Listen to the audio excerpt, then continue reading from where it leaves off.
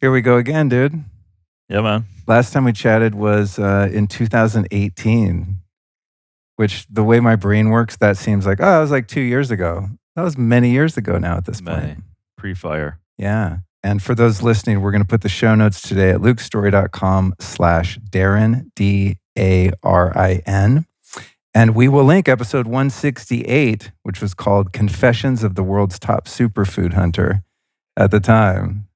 That was a great episode because we talked about all your adventures, and you were kind of an OG in the superfood space. Well, not kind of. You were an OG in the superfood space. So that was a fun episode talking about all your finding the baruca nuts in Brazil and just all the obscure edibles that you've located around the world. So I encourage people to go check that out. Let's start out telling us about your new book, Fatal Conveniences. Yeah, man. It was a heavy lift. But I know you're in tune with a lot of these things, but Fatal Conveniences essentially is the looking back at the things we're doing in our modern day world and asking some questions within them. And a lot of that looks like, what kind of deodorant are you using? What kind of shampoo are you using? How are you using your phone? What is that Wi-Fi doing? What kind of clothes are you wearing? What kind of underwear do you have on? What kind of perfume or cologne or fragrance is in some of your things? What kind of food are you eating? Where did that come from? All of these things that people that are not as dedicated as you, or maybe even some of your listeners, have some awareness of this stuff. I really wanted to unpack these invisible, not seen, not smelled, even like the tobacco and the tobacco industry and that whole thing. This invisible world that for me, superfoods, living a great life, exercise, breathing, sleeping, hydration, all of this stuff. But this invisible elephant in the room of our modern day world was screaming at me. It was screaming at me for many reasons. 30 years ago, my father developed multiple chemical sensitivity. So I'm in college studying physiology, nutrition. I basically get this call from my dad saying, hey, if you come home this weekend, which I was an hour and a half away, I need you to wear unscented products, because what I'm discovering is that I smell chemical things and it brain fogs me. It doesn't allow me to think. It shuts me down. And that's, we'll come to find out, which I'll explain, is a dangerous position for my alcoholic father to be in, right? So I didn't really believe him at the time. I've never heard of it. I've known my dad all my life, clearly. And then all of a sudden, I'm 20 years old and my dad's telling me he smells things that makes his brain shut off, right? Your Axe body spray or whatever. Right, exactly. I would have told you the same thing. Dracar. Yeah, totally. Dude, you just reminded me of something back when I worked in Hollywood in the fashion industry. I'd have to obviously go to all these clothing stores, and at the Grove they had one of those, I think it was Abercrombie and Fitch stores, and I think they pumped just totally toxic cologne through the entire air system. Did you ever walk in there? I mean, it was a lot of stores smell like perfume, but this store it was like part of the brand, that you walk in there and I was already chemical free for years, and I used to go in there and it was just like a brick wall hitting me, you know? Well, let me tell you something. Watch, I was shocked here, just because we're Ubering around to all of our appointments. We couldn't find an Uber that didn't have a huge... The black ice air... to the point where a 7-minute ride, the first time I just stuck my head out the window. But having a longer ride, we just keep canceling the rides until someone came out and they didn't have these chemicals in the air, because it's abusive. So cut to my dad as a college professor went into the mode of educating before the internet, right? So he's finding articles, he's making copies, he's highlighting, he's giving it to all of us in the family, he's giving it to his colleagues, he's giving it to his students if they're going to come and be around him.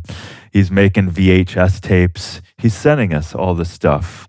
And then he's sending us care packages of chemical-free laundry detergent, shampoos, conditioners, body wash, all of this stuff. So that was my first feeling. And so then when I did it, because if I was going to go home to see him, I'd have to do this or else he couldn't be around me. So I did it. Come to realize that I didn't know I was being affected by it. But having broke the bonds of the chemicals that I was also just naturally using, I was feeling better. So the mere fact of following the protocol of that my dad had to have to be around him, I then go, this is crazy. The fact that all of and this was, 30 years ago, right? So then I started to go, wow, this is a chemical cocktail. And then I stopped using weird fragrances then and everything else. And my dad couldn't even wear a shirt that had print on it because it would off-gas formaldehydes and dyes and azo dyes and all of this stuff. So it was gnarly, right? That world continued for him, and he had to be a forced retirement because he couldn't be around people anymore because they couldn't detox themselves. So that led him to depression. He picked up alcohol again, and that killed him. Wow. So spiral, I saw firsthand the spiral. Because what happened is, and you'd appreciate this, he started working with doctors, and because his brain fog, and he was a highly functioning person, he wasn't able to think. And so someone started giving him Ritalin. And so then he never had any foreign substances since he got sober 30 years ago. So then he started playing off of that Ritalin, felt pretty good. Then he started playing a couple doctors off of each other, manipulating them, getting more Ritalin. And think about that, right? Yeah. He's 60 years old. And now, boom, addiction kicks in. He picks up alcohol for the first time since he broke sobriety in his life, right? Got sober when I was 4. And he couldn't get his shit together. So that killed him. He just dropped dead, and alcohol was the cause, direct cause. So this book, so I'm running around. I like a healthy life like you. I've dedicated my life to it. This giant modern day elephant in the room of chemicals and untested products and plausible deniabilities of companies is screaming at me. And I didn't want to write it, but I was compelled to write it. And then the legacy of watching this man that I loved so much suffer, and ultimately the spiral of his demise, I just knew I had to. And how can I do it in a way that maybe can bridge a gap of people that have no idea that there's these agencies, these 3-letter words of FDA and NIH and WHO and EPA and FCC and USDA and you name it, that there isn't some magical group of angels that are protecting you, that have tested these products for legit safety. And so I saw it as this playbook of like, wow, they don't know that these aluminum salts are in their favorite deodorant. They don't know that 50% of our population now is being infected by PFAS in our tap water, not to mention all of the other things in the tap water, which you've covered many times before. They don't know that we're virtually wearing clothes that might as well be a water bottle of plastic, right? That is a number 2 polluter of this planet of discarded rayon, polyurethane, spandex, elastane clothing that is on your genitals, that you're sweating in, working out in, performing in. And so in this world of then biohacking, I'm seeing like, hey, we're running around trying to improve our lives. But you also have to get rid of the things that are undermining testosterone, estrogen, domination, right? Lowering sperm, lowering our ability, the fabric of our humanity is being pulled. The countdown has started, right? The motility is going away for men. The ability to get pregnant, endometriosis, like all of this stuff. You know what I mean? I know. Yeah. Two things come to mind about that. And later on in this conversation, I actually want to get into breaking down a bunch of these things. Because, on this show over the years, I've mentioned something just in passing with people about Teflon or something, right? And then I just think, well, everyone knows that.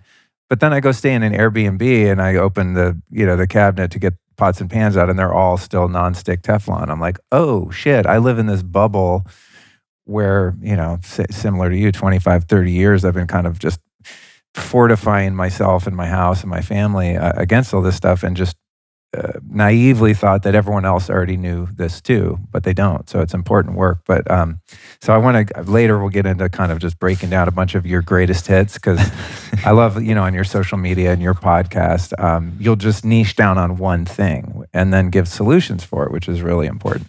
But 2 points. One is that when I stopped using fragrances and chemicals and all that stuff, and even, just putting a shower filter on my shower in LA, I noticed very quickly that I became chemically sensitive, because my body kind of, got used to not having it around, to the point all these years later, God bless them, but we have some neighbors that I think their dryer faces our yard.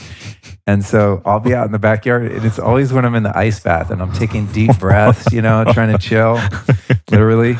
And then they'll have their dryer on and I smell their downy shit, like just chemtrailing me in my ice bath. And I'm just like, how do I have that conversation with a neighbor? It's like none of my business. It's their yard. They can do whatever, but it's like wafting over into our crib.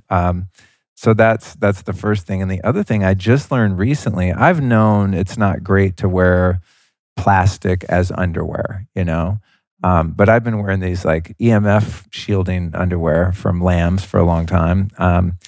And they probably have some stretchy material in them, but I was like, it's better to not fry your nuts with EMF, get a little plastic. But then I learned the other day, and I don't know if this is true, but I've read it somewhere on, the internet, that in terms of sperm count, because we're really wanting to get pregnant, that synthetic underwear on men, it's not just the endocrine disruptors of that stuff, going into your pores, right? A plastic oil basically getting in, but that there's a friction that's created by those artificial fabrics that creates a static electricity that stops you from producing sperm. And I'm just like, Jesus, man, as if like just the plastic being on your skin wasn't bad enough. It has apparently a secondary, consequence of the static electricity, irritating your nads. So I'm just like, geez, man. So that leads me into the next question to get your thoughts on. And I always struggle with this because I'm such an advocate for things like EMF awareness. And as you mentioned, having the availability of purified water and, just the fundamental stuff, air purifiers in your house and all the things. Where do you draw the line between, having an awareness in your own life and being an advocate to share that awareness with the world for those who want to listen, and the downside of the paranoia and the hypervigilance of trying to live in a bubble? This is something I always kind of am straddling and trying to find balance within myself. Like, when do you just kind of say, you know what, there's so many things out of my control, I'm just going to live my life. But if you do that and just don't protect yourself at all, you're inevitably going to get sick, right? But you can also get sick from being paranoid and going orthorexic and, freaking out about seed oils and all the things that there are to freak out about. So what's your emotional position on, sharing this information, learning this information, but also not contracting into a limbic system, fear-based life that can also make one sick?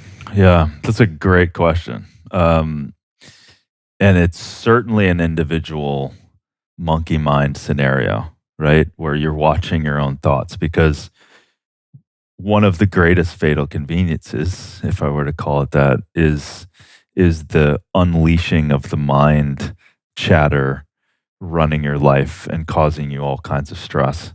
So I agree, because you can easily look at this stuff and have an anxiety attack based on all of the stuff that I uncover in this book. I look at as, you know, if anyone's listening, especially your podcast, they're listening for information to apply, to integrate, so that they take knowledge and they apply it, they become more wise. And then when you get to integrate that wisdom, you now are in another hilltop, another perspective, another opportunity, another possibility. You opened a door, you took action, you walk through the door, and the whole world changes, right? So I look at all of that as that. If you're a constitution where you can just add on all of these things and make it stressful. Oh, the world is blowing up and hurricanes and fires and all of this stuff, and we're all doomed. That's an individual constitution that needs to be nurtured in a different way. If you're that constitution, I would say, look at my book as a guide, open it up, point to a page and just learn something, and then apply the solution. And then just kind of start there. Just like anything, choices added up over time will help or hurt you, right? So the whole idea, I get this all the time, as I'm sure you do. I just want to live my life. Okay, I'm gonna keep moving. Is that okay? You know what I mean? Just if people want to change, they're going to change. If they don't want to change, fine. You know, we learned a lot about that in the last few years. Like, you're not going to convince anybody. You can spend a lot of energy doing that. So my idea and my agency for wanting to do this is give information. And from my point of view, I am not interested in changing somebody at all. So I want to give the information, and if someone's ready to change from a Glide, dental floss, PFAS, Teflon derivative between your teeth, and you don't want to give that up, and you don't care that it's linked to kidney cancer, okay, you've taken that knowledge, you've made your own choice, all good. Or you're another person who says, hey, there's actually a great bamboo charcoal dental floss that you can just run under the water, which I do, and it basically slides just as easy. And it's not plastic, and it's not PFAS. So now you've done two things. You have eliminated toxins, and you've up-leveled and had a great product having antimicrobial, antibacterial benefits to you. So I look at all of these changes as we think they're linear, that they're not linear.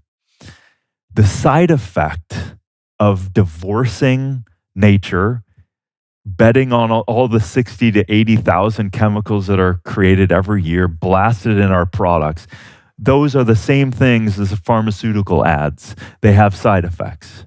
And those side effects continue to grow. So if you don't want to give up your deodorant that you're so used to smelling, and they're aluminum salts and it's connected to cancer, breast cancer, Alzheimer's, it's all on you. I'm here to provide information. Do with it what you want. Sometimes it's a seed and it grows later, right? And from that's what I ultimately want. But as anything, when you know this, when you are willing to change, everyone believes, first off, that I'm pretty good. Life's okay. I've got my stressors. I'm pretty good. Usually people will say, no matter what their economic status, they'll say, I'm out of 1 to 10, I'm a 7 or 8. I'm pretty good. That person could be suffering.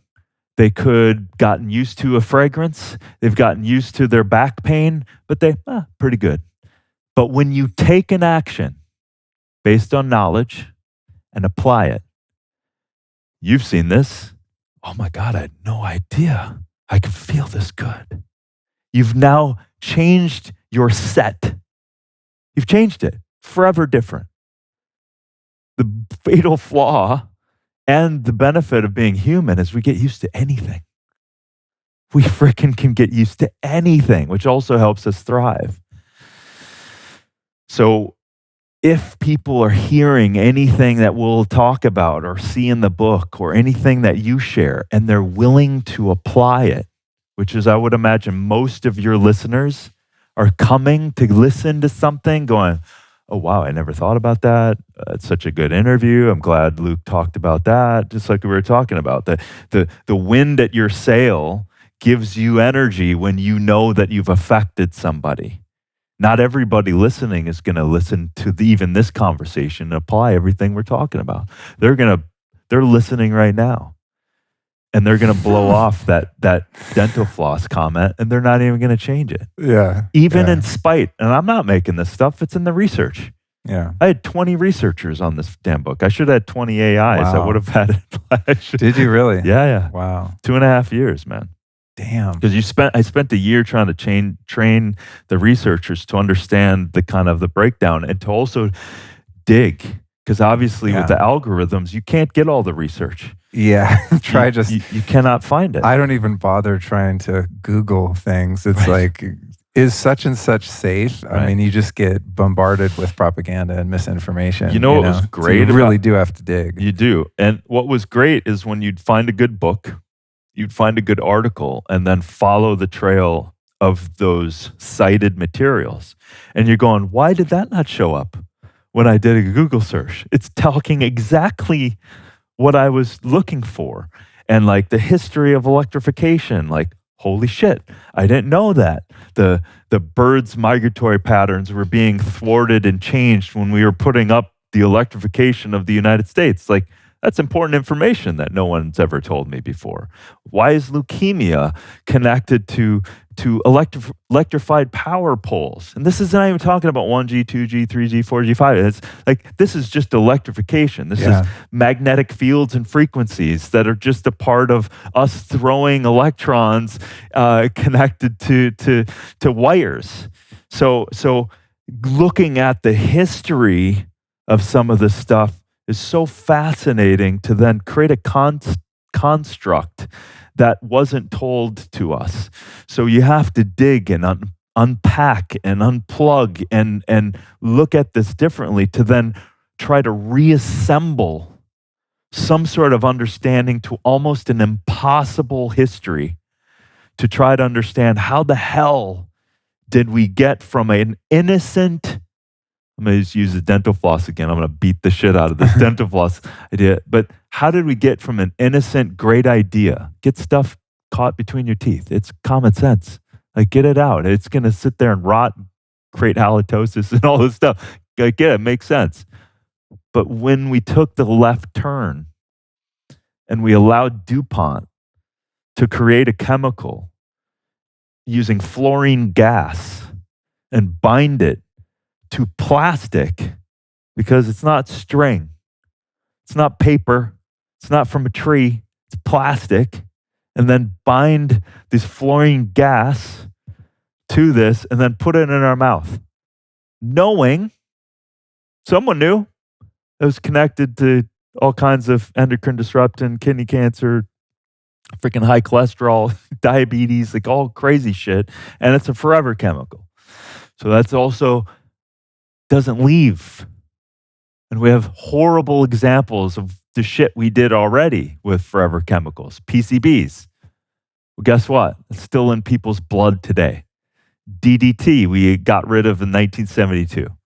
It's in There was a study that showed adolescent girls today, 2019, 94.6% of the girls had DDT in their blood today. Wow. That's what we're doing. And so when we're binding PFAS, making wrinkle-free shirts, stain-resistant shirts, stain-resistant carpets, you can't wipe off the makeup. Like all of these things have PFAS in it. And then, oh, by the way, we don't want our food to stick to our takeaway. So let's throw PFAS on that too and let it interact with our hot food. We've now playing again with a forever chemical that until we have a pushback of population, we're just going to let it ride. So we're going to let this created fluorine gas, the grandfather being Teflon, which you mentioned as the great non-stick, heat-resistant.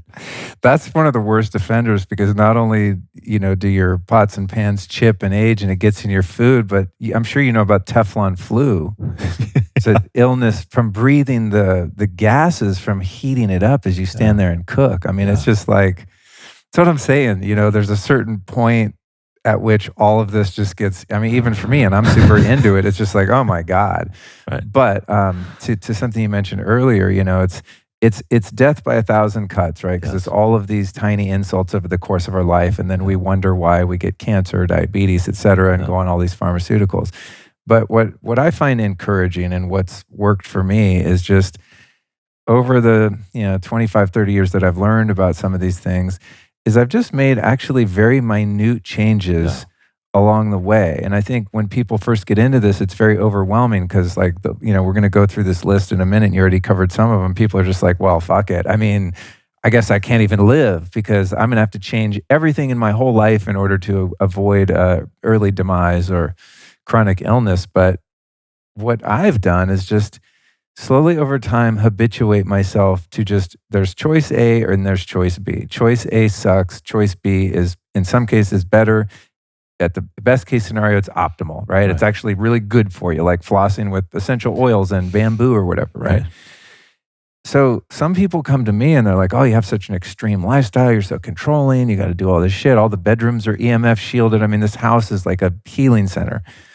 But I didn't do it all at once. It would be too overwhelming. I just, I learned something and then I just replaced that one thing with something better. And then next thing you know, the life I have now, there are very few things in my home or in my habits of day-to-day eating and drinking, et cetera, that are harmful. But I don't sit around worrying about it or think about it. I've just eliminated the bad things and added the good things. And I was telling Allison this yesterday too, because, there's people getting, life-threatening diseases all the time. Everyone knows someone that has something really gnarly going on.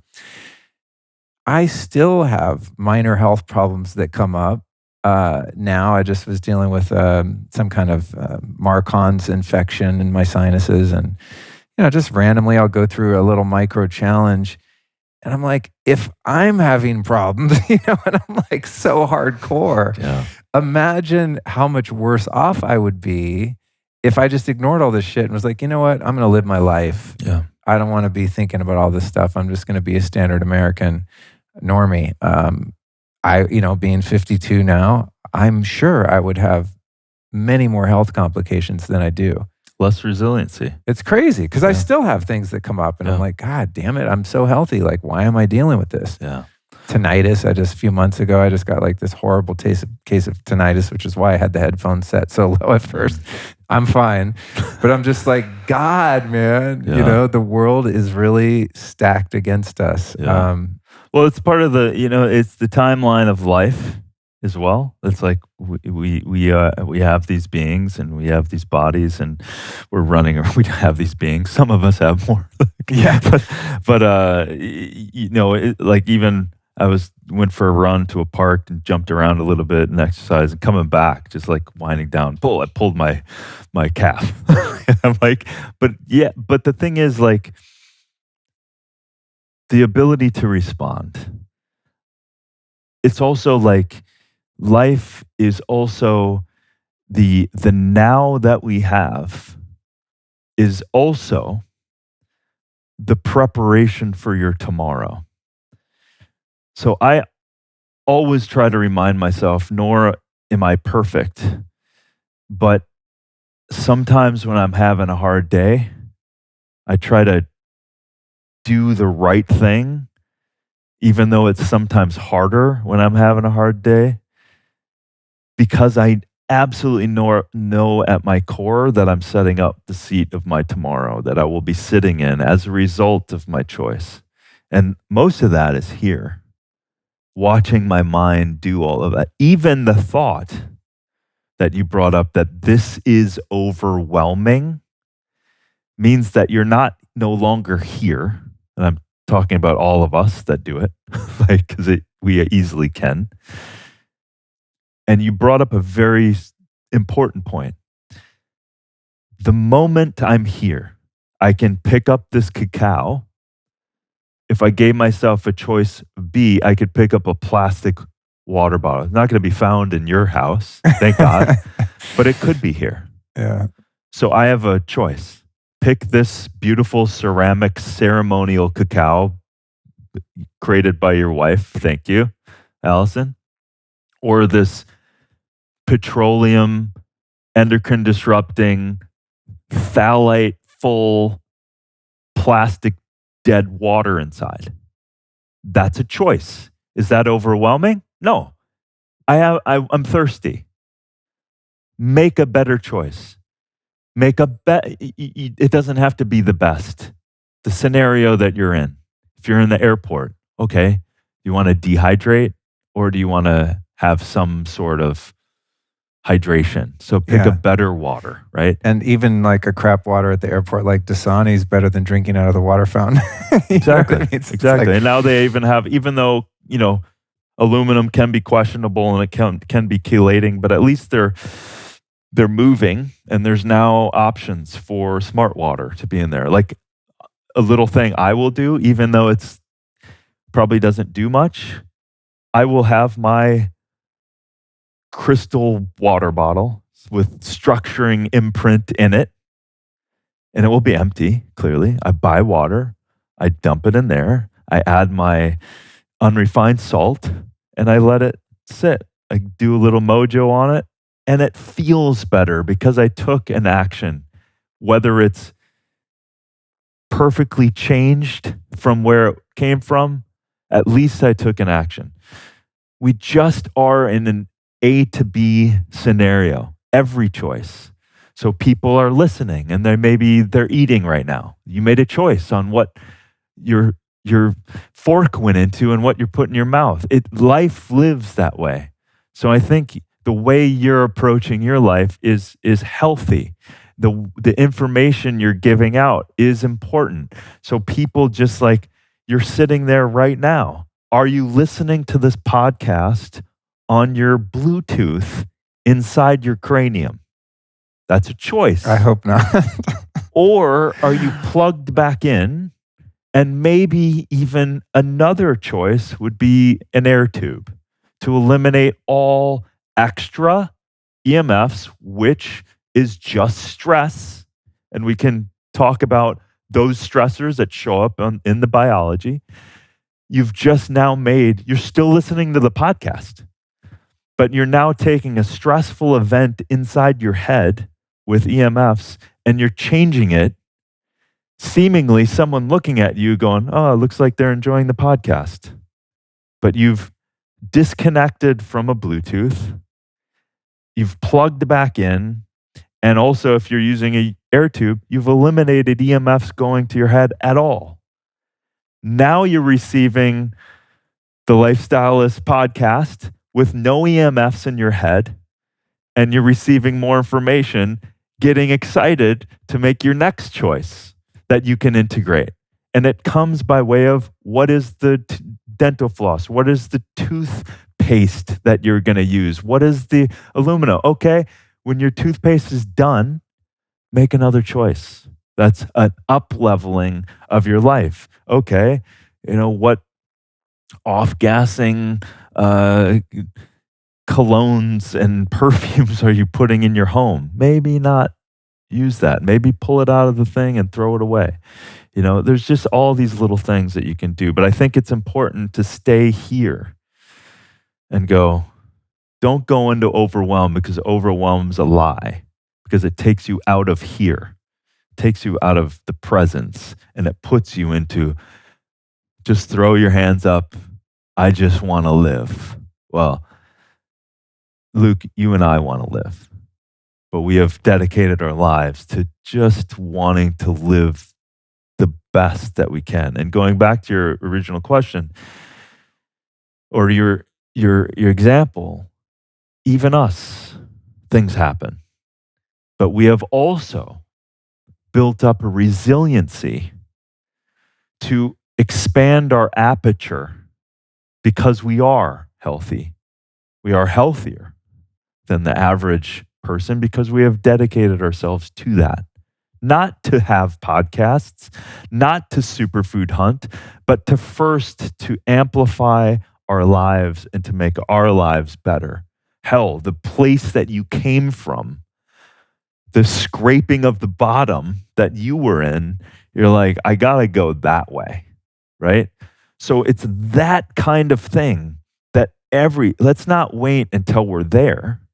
Let's just build on where we're at and then continue to just go one step at a time. And everyone with children, please eliminate a lot of these exposures that are coming from toys and, God forbid, EMFs and clothing, and throw away freaking plastic diapers and all of this, and perfumes and exorbitant baby powder. You just made me think of baby powder. The talc baby powder. Oh my God. Oh man. So anyway, it's great, dude. I think the takeaway from that is the antidote to overwhelm, as you so beautifully stated, is staying in the here and now, right? Yeah. So, your example of your cacao, you don't need to worry about the EMF and all the other shit out there. Like, all you're doing now is just having a conversation with me, and you have choice A or choice B of a beverage,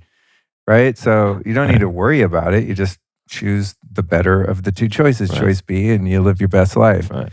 That's funny. As you were talking about your cacao, I was like, oh, I wonder if they tested it for lead, and I wonder what the oxalate level is of that cacao. Even with the good stuff, later on you find out like, womp womp. There's potential shittiness even in the best of the best, but that is some good ceremonial grade cacao. I wanted to ask you, speaking of, what's it been like to co-host your Emmy Award Winning #1 Netflix documentary series, Down to Earth with Zac Efron? That's something that's been different since you and I talked, right? Yeah. I watched a couple of them. The last one I watched was you guys, I think you were in France, like going to the water treatment facilities, like, oh, I have to watch this one, and finding springs and stuff, which is, of course, close to my heart. Yeah. What's that process been like? Oh, man. Yeah. I mean, that was very serendipitous. From a podcast that Zac had heard, Rich Roll's podcast that I was on. I don't know which one, the second one I was on at the time. He liked something I said, and he's into health and superfoods. And so it was a mutual friend of Rich's, Connor Dwyer, an Olympian swimmer, that knew Zac. And Zac told him, and Rich just says one day, he goes, you mind if I give Zac Efron your number? You've probably gotten it too. Celebrities or athletes come to you and say, hey, they want a little hack, or I've had that happen several times. So you don't think much about it, right? And I'm like, okay, now they're a person wanting the perfect superfood to change their life, like the one thing.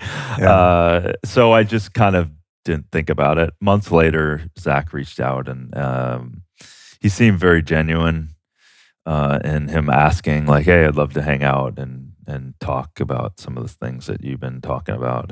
And so we had lunch and kind of just chatted, and very sweet person. And so I had talk about manifestation. So years people have been saying, you should do a superfood hunting show.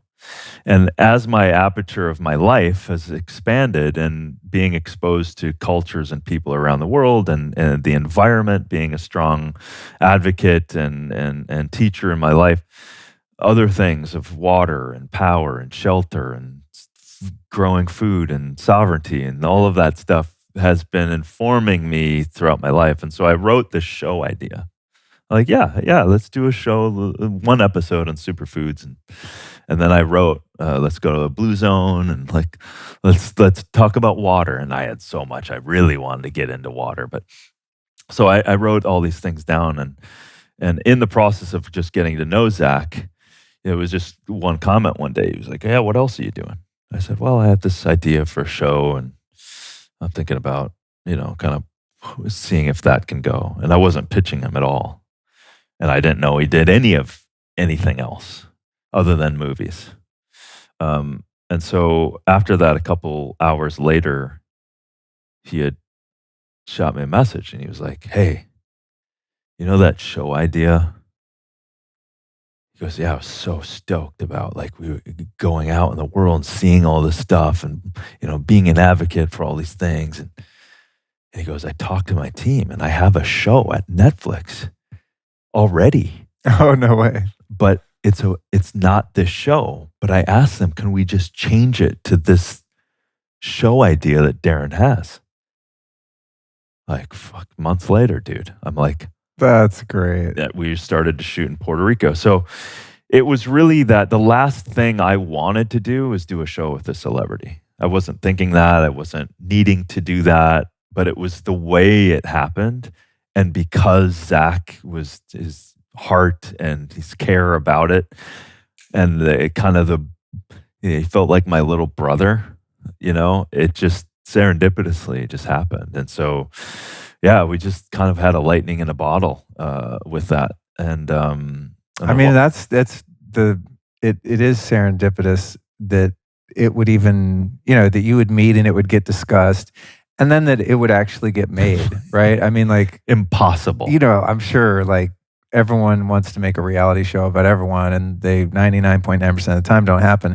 But for it to actually get produced and then be super successful, I mean, it's like a trifecta of the odds being against something happening that way. So it's pretty cool. But when I found out about it, I was, of course, happy for you, and also just thinking about the trickle down of influence, right? It's like, you can get a couple knuckleheads like me and you being an advocate for this or that. And there's a certain number of people that are going to become aware of that and maybe listen and try some things out. But when you get into the realm of celebrities and CEOs of corporations and people in politics and people that have more influence getting on board with this stuff, I mean, that's really exciting, because these are people that have levers they can pull. Yeah. That actually affect change on a wider scale. It's, like stuff can an idea can catch fire and really take off in a meaningful way. And then that option that you had of choice A that sucks and choice B that's great, but it's 10 times more expensive and inaccessible to the average person, which forces them to divert back to the shitty choice A. The more demand you have for safe versions of products, for example, lowers the price, right? It becomes a commodity in a positive sense. And then people can't use that excuse like, well, I can't afford to eat organic food or, use the non-aluminum deodorant or whatever it is. So I'm congratulate you guys for getting it done and being successful. It's very cool. Yeah, it was you don't know. It's a vulnerable thing to create anything and put it in the world. You don't know how it's going to be. I don't know. It's you realize, and it's so true what you said. It's a miracle these things are even out in the world. It's a miracle. And I now see from the outside in all of the things that absolutely were going wrong, could go wrong, did go wrong. And then for it to actually, the first season, we shot the whole thing and it still wasn't going to happen. It was and then the second season and so the third season's not going to happen for a variety of different reasons, but I'm literally creatively, that ramp is still, I've been creating something for the last year, and I can't out him yet, my new co-host for a different show. is even more integrated and powerful and awesome. And so it's the opportunity of, here's where it all comes down for me. It's hard work. I don't make money on the show. Yeah.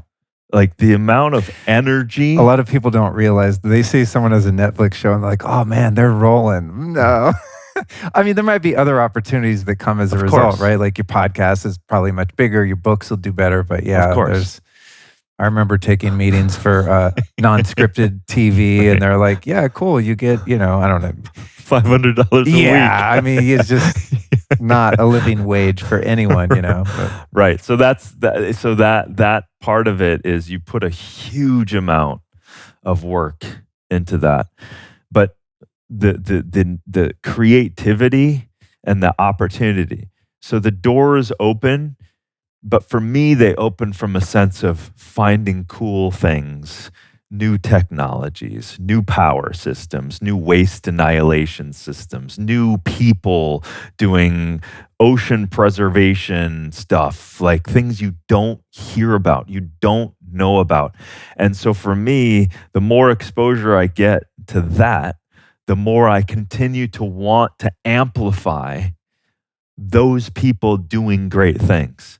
So if I can continue and to show, and also whatever celebrity wants to come along, and then I can go, no, look over here. And then all of a sudden you blow their mind. Now all of a sudden they get open. And now, because that was authentic to Zac too. He was in a world that he wasn't getting exposed to. So the audience could kind of vicariously work through him to experience like, holy shit, like Iceland and Peru and like Costa Rica and like all of these things. So the opportunity of showing, and also hope, utopia, great people doing those great things. Even now, to this day, we talked a little bit about PFAS and the fluorine and the gnarly Teflon. I know today solutions at wide scale from algae that is, yes, you have a solution, but it's also price sensitive to combat the chemicalized version, that within a year, there will be major outlets of food producers wrapping their food in healthier versions of PFAS without forever chemicals. Wow. That's happening. Rad. Right? So at those bigger scales, I'm starting to touch and see and meet. So I want to continue to bring those messages out. So if the system of the show moves around a little bit, that's fine. Like Zac needs to do his own thing. That's great. But I'm still flying. I relate 100%. That's one of the things I love about hosting this show, is just finding people doing cool things and giving them a platform. It's especially fun. I'm sure you've had this. Every once in a while, I'll meet, like I met a guy in LA on my last trip there who is a wild forager of Amonita muscaria mushrooms, which everyone, up until very recently, most people thought they were poisonous, and it turns out they're incredibly medicinal. And in some cases, I mean, I don't use them for, they're not psychedelic per se, but they are a mind-altering substance if you take enough of them, right? Right. Anyway, a friend of mine told me about this guy Dragon, and I was like, I never heard of this guy. Yeah, his name's Laughing Dragon. Incredible guy. I was like, that's kind of interesting. I've never covered that topic. I don't really know anything about those mushrooms. Right. Interview the guy. He's amazing, beautiful soul, very fascinating. He'd only been on one podcast before. He doesn't have any social media, no website, no company. His life is committed to bringing these healing mushrooms to the world. We do a podcast, and I'm not taking credit for this. It's just, I played a small role in it. We do a podcast, and I told him, man, be ready, because people are going to want these mushrooms. Right. So he basically popped up a company, and now he's killing it and giving all these people access to, it's they're called Amonita Warriors. And, I check in with him. He's like, dude, thank you so much, man. I just launched a company just because people listen to your show.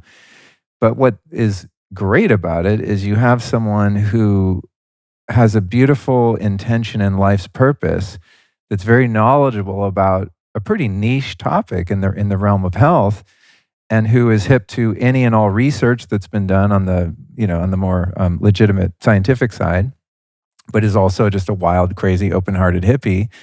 And you get a guy like that. I mean, like, thousands of people's insomnia could be solved in the course of a few weeks from drinking Amonita tea at night, and like their REM sleep goes up to 2.5 hours from 0. It's just like massive impact. And then there's going to be a bunch of other foragers that go out and start playing around with these mushrooms and teaching people how to do so safely and so on. That's just one guy I met, had a 2-hour conversation, and like, his life, and no pun intended, but his life is now mushrooming out to positively affect all of these other people that he probably wouldn't have been able to reach. It's so fun. But that's your that's one of your superpowers. Your superpower, in knowing you since basically you started, and it's one of your superpowers is always keeping that curiosity. But you also, even that example, just feeling that, like your ability to listen to yourself about your guests and extract that opportunity. Because every once in a while you had Aaron from 360 from and who Aaron I know Cameron really well. I'm sure. And so I've been in and out of there going, I didn't even think to interview him. Like because he's such an interesting, I love that guy. Yeah, he's right. rad. And what he's doing, I mean, come on. It's like the future of medicine. Yeah. It's right there. It's all right there. But that was a testament of your ability to always be open and also listen to yourself and feel that, and then go, because you're not looking for who's got the greatest following so that I can amplify my numbers. You're going, no, what do I feel? And then 100%. And you've been doing that from the beginning. Thank you for the recognition. And that is, I've learned over the course of these few years that my criteria for sitting down and having a chat with someone is really solely based on having a feeling inside. It's like this charm that goes 51% yes, right? Because there's I get all of these inquiries, just nonstop. I'm sure you understand it, having a popular podcast. And there are, so many brilliant people, doctors, scientists, spiritual teachers, and there's just all these emails, even to the point where our site's like, we don't take incoming requests because I have a list of 100 people just personally that I've had that feeling about, right? But the criteria for a conversation is, does it feel like I'm supposed to do this? That's it. Right. And it's actually quite awkward sometimes because someone that I kind of know, or someone that knows, a friend of a friend would be like, hey, we want this person on your show. And I'm like, I have no good reason to not do it other than I'm just not getting that excited feeling inside. And I just have learned to honor that and not be apologetic and just say, go start your own podcast, Right. I built my thing so that I could be the one that either gets that feeling or doesn't. It's so interesting that you're saying this because of timing for me. I've been talking with Melissa, my COO, and my team. I've gotten a little bored. And also shit's downloading. Like I have a lot of stuff coming through and I don't know how it's playing out. There's some creative stuff that's like, okay, I can see where that's going a little bit. And I a little bit like kind of left the podcast selectively, and I'm just kind of almost to the other side. I'm just receiving it. And I find myself on the podcast. I prepared for it. I'm going, or I started going, why am I talking to this person?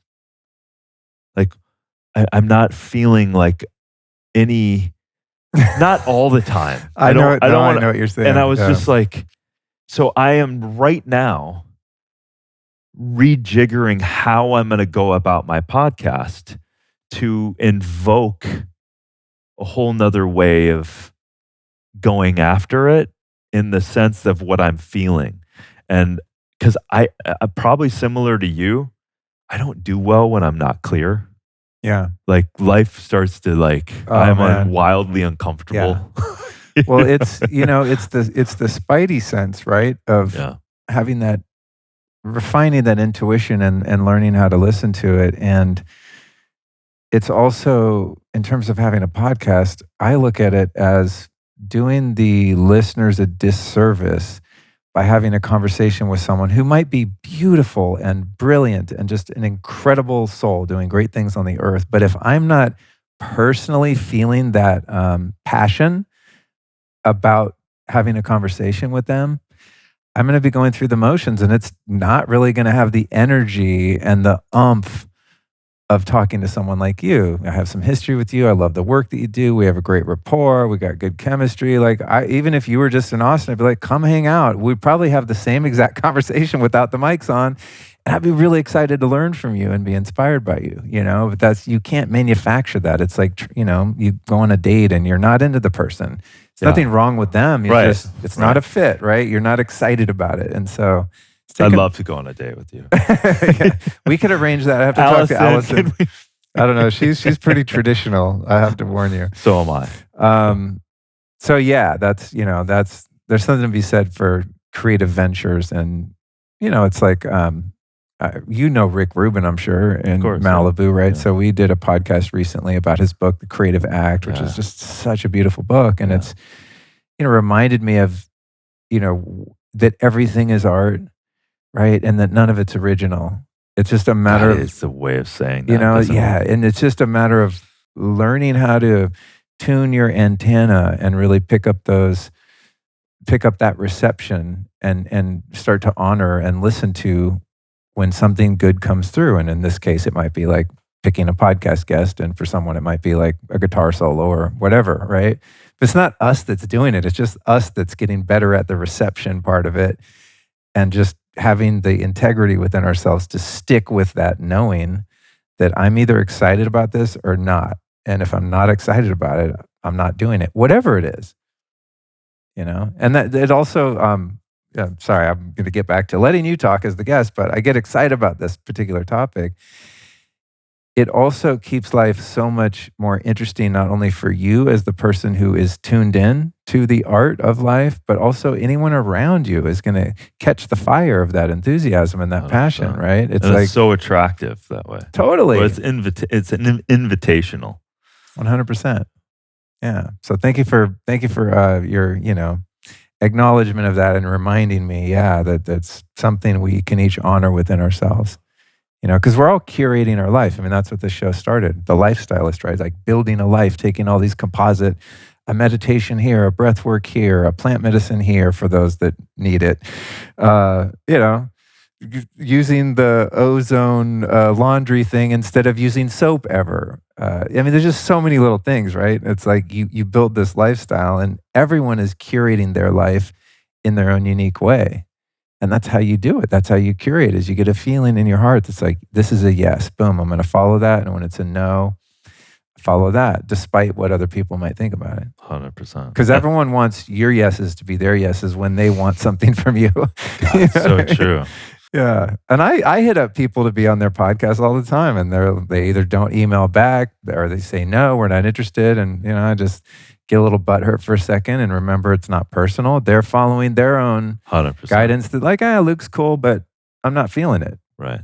For now. Fair enough. And you don't know the infinite amount of stuff going on with you, going on with someone else, for the infinite amount of things in that particular time that someone asked that person about you. It's impossible to understand and unpack all of that stuff. Very true. Right? Yeah. It's impossible. Very true. But then a week could go by and a shift of something could happen, and then all of a sudden a podcast you had said, and then someone pushes that going, oh, he talked about that and I just went through this, and then now he is the person that you want to talk to more than anyone else. Yeah. And nothing happened except everything happened. Very true. So, anyway. That's a good reminder, because yesterday I was sharing with Allison that I have a very hard time asking for help. I'm just that guy. It's a big stretch, and I'm writing a book. Oh. And so, I'm in the process of talking to some agents and things like that. And a friend of mine a couple years ago who had written a very successful book, at that time offered to help me. It was like, oh, dude, I'll introduce you to my agent and this publisher and yada, yada. Just let me know when you're ready, because these are big time people and you don't want to go off half cocked. So I took 3 years and finally got my got back on track with it. Sent him an email responding to that one from 3, 4 maybe years ago. It's like, hey, here's my proposal. I'm here at the thing. If you can help, that'd be great. Didn't answer. So I thought, it's been a while since we emailed. So I texted him, hey, I just sent an important email to your old email. Hasn't texted me back. It's been like a week. Now, I don't get too, I don't take things like that personally, but you can't help the mind to wonder, like, well, what's wrong with me? And Allison, I mentioned to her, and she's like, said just what you said. She's like, dude, they're probably traveling, their family, someone might be sick. They could be in jail. Like, you literally have no idea. Right. This person likely not, but just saying, you literally have no idea other than you said the monkey mind creating all of these stories in a narrative around why they're rejecting you or why this thing that you really want isn't coming to fruition and isn't in flow. And it's like you said, man, everything has to coalesce in the universe for a thing to actually manifest. And then that other trip is the more you can understand and kind of thwart the mind giving its attention to all of the radical scenarios, the less, kind of full circle we're talking about, the less your potential to create, actually help to create that for your seat for tomorrow, to create more chaos, to support the chaos that you're giving and feeding in that moment. Because that's also the control of the mind.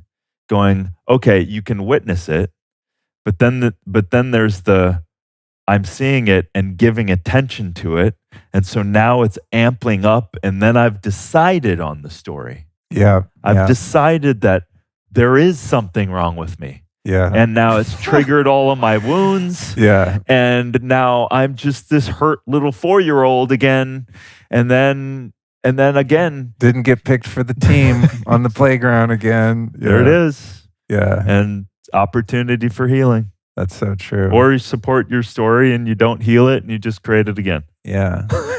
Speaking of healing, since I've known you, you've always seemed like, an emotionally healthy, really grounded guy. I mean, just the way that you speak, right, as being the witness of your thoughts. And you seem to have a contemplative, meditative sort of life view, worldview. You mentioned your dad sadly died of alcoholism. Did you go through shit as a kid that inspired you to get into things like yoga and meditation or whatever you've done to kind of figure out how to master the monkey mind and to be emotionally regulated? Of course. Yeah. I mean, I don't even know where to begin. I mean, I had a spontaneous, drug-free, I had a spontaneous recapitulation of my birth that I lucidly saw. So this was when I was studying psychology. We were doing this regression stuff. Again, everyone, it was drug-free. And you just kind of have to suspend, like, okay, we were doing regressions from 1 month. We were doing it from 7, like your current age to 10 years. What was the first thing that came up? Let's go heal that. Let's go back. Let's explore that. And it got to this regression where it was 0 to in the womb. And you can't possibly follow that consciously. So this is the exercise. You have a counselor, and I was in the patient seat, and we had a third-party witness. And that was our kind of trio of learning techniques and stuff to help people process stuff. So I'm in the center of that, and the counselor started taking me through this regression. I closed my eyes, and she kind of said, "Okay, so where are you?" I was like, all of a sudden, I'm in the womb. I'm there. I'm feeling it. And all of a sudden she goes, "What's going on?" I'm like, "It's stressful." And now the more and more information keeps coming. And then all of a sudden, I'm not going to go through the whole story, but I was born premature, 2 months. I came out, I had a 50-50 chance of surviving. Shit was intense. While I came out, the counselor saw the emotion in me. My eyes were still closed. And she goes, "What's going on? What do you want?" And in that question, I had a flood of emotion coming from the base of my spine, like a river of hot fluid that I couldn't make up. It literally unleashed itself up my spine. And in this room of counselors, again, drug-free, I exploded in snot and crying. Wow. Because what I answered, I said, I want my mom. And what I didn't get was my mom because they thought I was going to die. So they poked me, they prodded me, they tested me, and they put me in an incubator. Dude, you are tripping me out right now. So I had the same shit. What? Yes. Really? Yes. It's in my book. It's what I'm writing about right now. Oh my God. The awareness of being unborn and being born, and the trauma of being put in an incubator and separated from my mom and not breastfed and the whole thing. It's literally the way my book starts. Yeah, it's crazy. Wow. And my realization of that was almost drug-free. First time, years ago, I'm 22 years sober. I go to Costa Rica to an ayahuasca retreat because I was called, you know what I'm saying? Just as it goes, I'm like, I'm supposed to do this. I'm stuck in my life and in my recovery. There is shit I cannot heal, and I've tried everything. So I go there. First 2 nights, long story, beautiful experiences, super deep, very powerful medicine, like life-changing, the whole thing. Third night, this was supposed to be the most powerful, this Yahe from Colombia, different shaman each night. They bring in their medicine from different countries and cultures, etc. I'm like, here we go. Tonight, I'm going to blast off. Long story short, drink the medicine, just lay there writhing, sweating, nauseous, with explosive diarrhea for like 6 hours and no psychoactive effect whatsoever. Totally stone cold sober. Everyone around me is like, I see the entities, you know, like doing the ayahuasca thing. I'm laying there just going, shitting yourself. It's funny because it's so fresh because I just wrote this story in my book. And I'm laying there talking to myself. I said, Luke, you fucked up. This is not for you. You're not like these people. You are supposed to be sober. I went into this whole shame spiral. Like, this is God punishing you because you're not supposed to be playing in these realms. You're never doing this again, ever, ever, ever. Eventually, I doze off for a little bit and had what would be akin to just like a mild daydream, kind of, but it's in the middle of the night, right? Kind of half asleep, half awake, super sick. Have a vision of this whole hospital scene, similar to what you just described. I was like, oh, that was weird. It's the next day. Text my mom. I'm like, hey, I'm drinking ayahuasca in the jungle. I just had a dream about my birth. Does this sound like anything would happen? She said, that is exactly what happened the day you were born. The whole story, which is a longer story. But it was the missing link to my entire life because of that abandonment wound. Unconscious, but still could never get close to people, always felt like I'm in a bubble, like an incubator, right? Just can't really connect, can't be vulnerable. Couldn't never dream of having a healthy romantic relationship. Like, no way could I ever allow someone to get close And to let me me. guess, you didn't really bring in the idea of having a kid either. No way. That was my worst fear. Up until I met Allison, there's no way I would have ever considered. It was like, that's like my number 2 fear would have been having a kid because I'm afraid of what happens to them in the hospital and all the things that happen to me, you know? So it's crazy. It's just wild that you said that. And I didn't mean to, steal your thunder there. I'm just like, what the hell? Like literally, dude, parallel path. Yeah.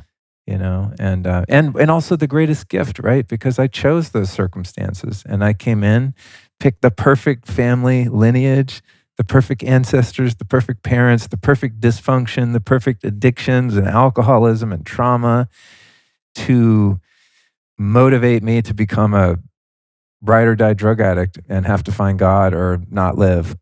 Totally. It's all perfect now. Yeah. But man, what a huge missing link. What a gift to be able to, especially to, not have to go sit through a really challenging night of ayahuasca to find out. Yeah. Well, I also, that 27-year-old did ayahuasca of mine. So I did that ayahuasca how many years ago, right?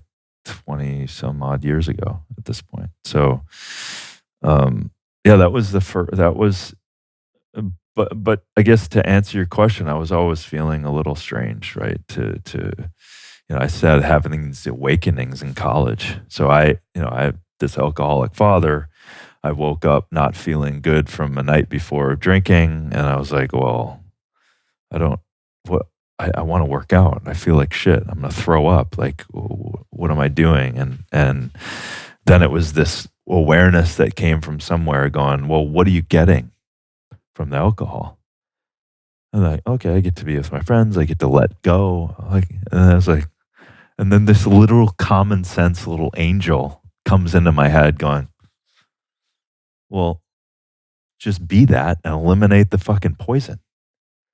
So then, and that turns out a hell of a gift coming from an alcoholic family. My dad's dad, my dad, his brothers, I was primed to be an addict. And I quit alcohol in college. Wow. And started waking up at 4 a.m, realizing that this space in the morning is nectar of the gods. It is. My God. Yeah. Right? Yeah. And then with that, I could integrate. So here we're going back to A and B again. I'm not drinking. I'm teaching myself to be extroverted when I choose to be, have fun without the crutch of abuse. So I get to integrate that choice, which is infinitely powerful. So I've eliminated poison, and I've increased the ability to receive and to be something that I was unwilling to be. And also release this lineage of a possibility that easily could have destroyed my life and clearly destroyed my dad's life. Yeah. So those little awarenesses, and then at 27, I had a breakup of a girl, and just crushed me from you directly lied to me, and it was as if the quintessential humanity was lying to me, because I couldn't believe someone could look you in the eye and lie to me. And so that crushed me. I was crying for months. It wasn't necessarily that girl, but it opened me up to this spiritual consciousness and started my metaphysical journey. And then this guy comes up to me, and this is in Boulder, Colorado, in 97, 98? Yeah, there's a thing called ayahuasca. And keep in mind, wow, at that point, I had just drinking alcohol. I'd never smoked marijuana. I had never done another drug.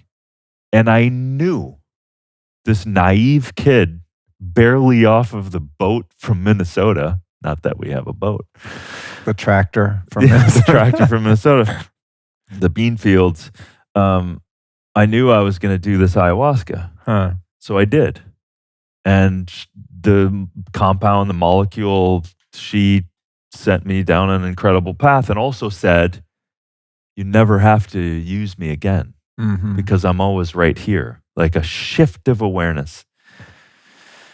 That opens up a whole nother story, that I had some horrible experiences not listening to that, which I don't need to get into, but my path, and then many great medicine men along the way, many incredible humblechas and ceremonies and sages and saints, and from India to mountaintops to shamans in the Amazon to like incredible people.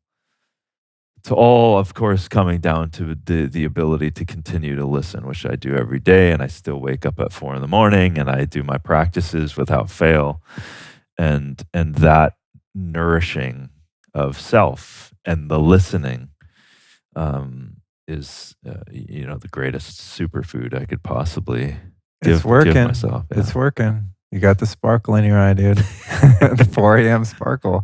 That's inspiring. There's been a few stints, very few, where I'm like, I'm gonna get up at 4 and do my sadhana and have my whole thing. And there really is something special at that time in the morning. And it's just different. It's different. You could wake up at 6 or 7 and meditate. It's nice. But you get up at 3 or 4 in the morning and do some spiritual practices. You don't need plant medicine. You will trip if you're doing the right stuff. You add a little breath stuff, and you are there. Yeah, that's a good reminder. Next time I have like, random insomnia, because sometimes I'll wake up just at 3 or 4 and I'm like, oh man, I can't go back to sleep. And then I'll just listen to podcasts, and just kind of waste my time when I couldn't. I mean, hey, listening to podcasts is not a waste of time, guys. Right. But you know what I'm saying? I'll just Yeah. like entertain myself or just kind of numb or bore myself back to sleep. But it'd be a good idea to get up and do some practices. All right. Well, thank you for sharing that part. As promised, man, time is really flying on me here. Let's just, I want to go through, because you cover so many of these specific topics, and I want to go through some of them. And of course, people can buy your book if they want the deep dive and like the alternative solution. But there's things I hear you talk about that I'm like, oh, duh, I already knew that. But there's quite a few things that I don't. So I'm imagining many people listening to this might be unaware of a lot of the things. So I just want to kind of go rapid fire through some of the offenses in the environment, and you can give us a little bit of information because you did so much research behind each of them. So you talked about deodorant and cosmetics and dental floss. In that category, and I hear a lot of conflicting ideas on this one, is sunscreen. I'm not personally afraid of the sun. I, look pretty good for 52. I'm out in the sun all the time. I just don't get sunburned. I put on clothes or a hat, and it's called shade. It's called common sense. Yeah, but what's your take on sunscreen? What have you found out about that? Well, I agree. Don't be afraid of the sun, and don't put sunscreen on until you have some healthy dose of sun, and never burn. So that's common sense, right? And if you're going to be outside, then cover up and everything else. So there's a lot of most of the sunscreens have some sort of oxybenzene and other carcinogens. The irony here is that the very fear that a lot of people have of the sun is rooted in, I'm going to get cancer, right? And some of these benzenes and oxybenzenes and everything are actually been shown to cause cancer. Why are they in the sunscreens that are supposedly going to help us from the UVA and UVB and all of these things? So that's insane, right? And also it thwarts and disrupts your natural immune defense system, which is your melanin, which is your vitamin D, which is absolutely important. And if you're also going in the sun and throwing on sunglasses, there's a growing research to show that you're disrupting your melanin production, which is pushing you more towards carcinogenic activity because your eyes are the receiver of the light. And if it doesn't believe that there's light there and you have shades on, your skin is actually not going into the proper production of that. Right. Your eyes are like the gatekeeper, the early warning system to tell your skin and the melanin in your skin. Activate. Oh, God. It's so frustrating to me the way everything's backwards. Another interesting thing about the sunscreen and the skin cancer scare is that I could be a little bit off on this, so I won't say like the most prevalent cases of skin cancer are for shift workers that are working under blue light, but it's definitely very high amongst those people who are never out in the sun because they're sleeping all day because they work graveyard, right?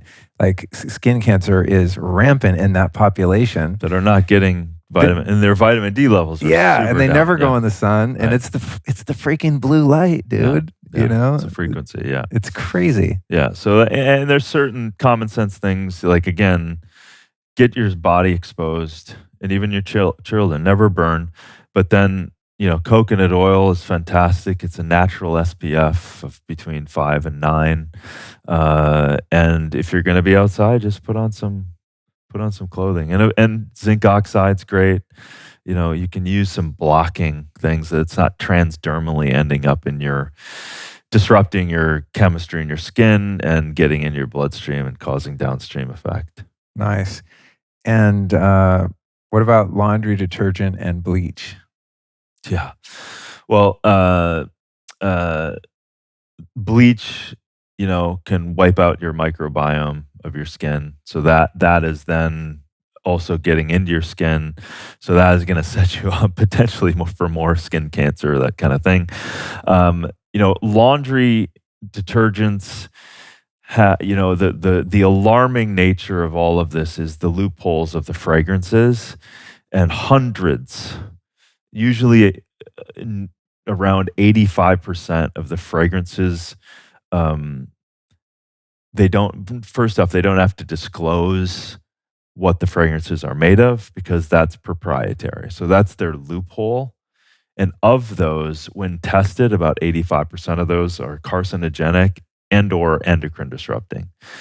So laundry detergent's easy to change. You can get cheapest is pour, vinegar in there. You can like you have a oxygenation, ozonation. This thing is incredible. Yeah. It's called oh Jesus. Oh my God. It's right there in the laundry room. I'll think Put it in the show I'll think notes, of the name, but it's an ozone generator that hooks up to the water lines on your washing machine. You turn the washing machine on and it just infuses your laundry with ozonated water, and you never use soap ever again your whole life. It's crazy. It's the best thing ever. Crazy. It doesn't smell like ozone.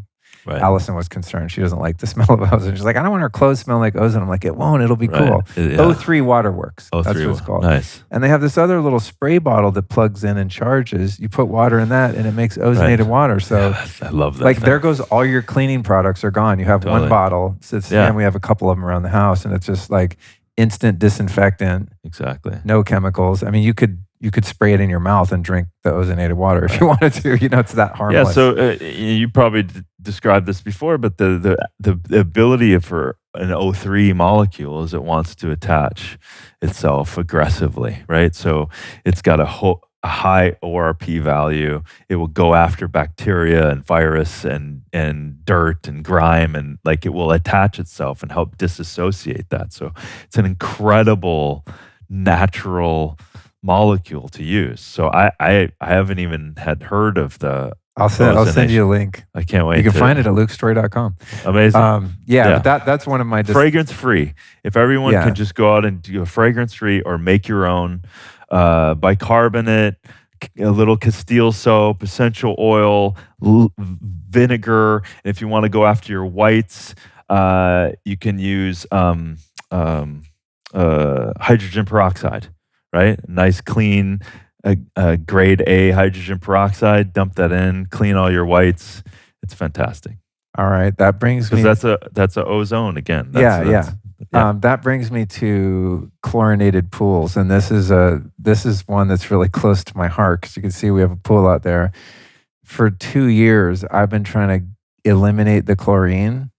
So I got a UV bulb thing, an ozone generator, and like I've thrown so many things at that freaking pool, and the pool guy's like still has to use a little bit of chlorine. It's super annoying. So then everyone said, well, you just do a saltwater pool. When the sun hits salt water, it makes chlorine. So you're still chlorine. And then some smarty pantses were like, oh, just use hydrogen peroxide. So I was like, oh, that makes sense. You get the 35%. Dude, it's like $800 for a drum of it, and it only lasts 2 months. So I'm like, what? Do you have any solutions for hot tubs and pools? So there's a way, and I can't describe it because okay, I don't know enough. But I just had a friend of mine, my buddy Chris Patton, who's one of the brightest people on the planet that I'm working with, and all the other alternative stuff. He has a way of creating on demand from water from your tap, on-demand hydrogen peroxide. Ooh. On demand. There we go. So let me talk to him and see how far along that is. Because if you can create that, I know that the technology works. It's just a matter is there a unit that can be used right now today? Or it might be a little bit down the road. So if you can make on-demand, because that's what they're using as jet fuel, hydrogen peroxide. Oh, so wow. imagine making your own. And then you have an energy source and you have a disinfectant. Rad. Yeah. I love it. Yeah. All right, cool. We'll look forward to that. Another thing you've talked about is plastic cutting boards. And I was like, when I saw it, I was like, do we have any of those? I don't think so. Yeah. But I'm sure I've used them probably my whole life, not even thinking about it. Yeah.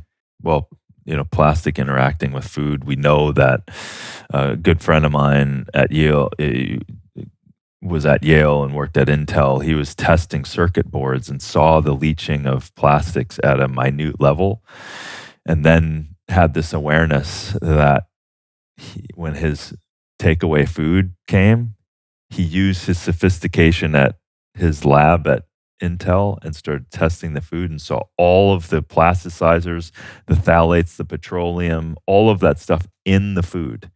And so these are carcinogenic, these are endocrine disrupting, these are problems. So anytime food interacting with plastic, of course, harder plastics are better, but the cutting board, the reason I brought it up is because we're cutting on it.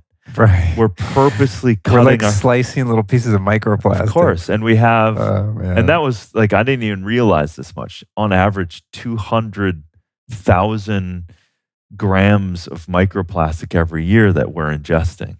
And with that, it's a chemical soup, right? It's not just plastic. It's everything that plastic was created to be, right? It's the phthalates. It's, God forbid, it's got PFAS and BPAs and BPHs and all of these things, and then you're ingesting it as a foreign body into your body. So these are the things. Again, this is use natural, hopefully, because a lot of wood is also formaldehyded and things like that. So try to get wood that is not preserved in that way, and then use your ozonation to clean it.